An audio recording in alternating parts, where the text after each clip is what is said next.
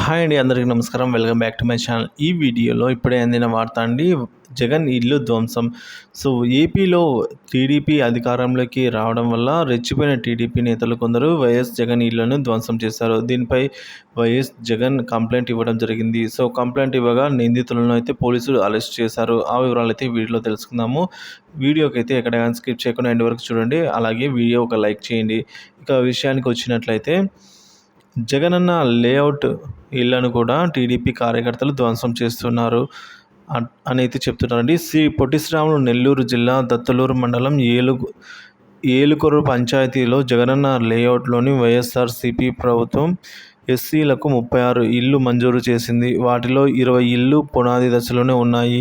SC colony వాసులు వైఎస్ఆర్సీపీకి vote వేశారనే అక్కసుతో సోమవారం సాయంత్రం అదే పంచాయతీ రావిళ్లవారిపల్లెకి చెందిన పిడికిటి వెంకటేశ్వర్లు జేసీబీతో ధ్వంసం చేశారట.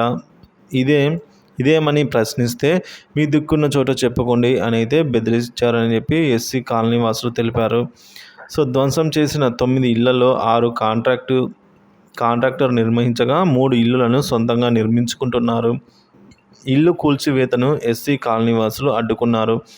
పరిస్థితి ఉద్రిక్తంగా మారడంతో Kavali DSP Venkataramana, Udayagiri CI Giribabu, SI Umashankar ఘటనా స్థలానికి వెళ్లి పరిశీలించారు. రెవెన్యూ అధికారులతో మాట్లాడి సమస్యలను పరిష్కరిస్తామని తెలిపారు. తమ ఇళ్లను ధ్వంసం చేసిన వ్యక్తిపై కఠిన చర్యలు తీసుకోవాలని ఎస్సీ కాలనీ వాసులు డిమాండ్ చేశారు. పోలీసులు టీడీపీ నాయకుడు అయిన పిడికిటి వెంకటేశ్వర్లను, జేసీబీ డ్రైవర్ను అదుపులోకి తీసుకుని విచారణ చేపడుతున్నారు. జేసీబీ స్వాధీనం అయితే చేసుకున్నారు. ఈ ఘటనపై పూర్తి వివరాలైతే పోలీసులు త్వరలో వెల్లడిస్తామని తెలిపారు.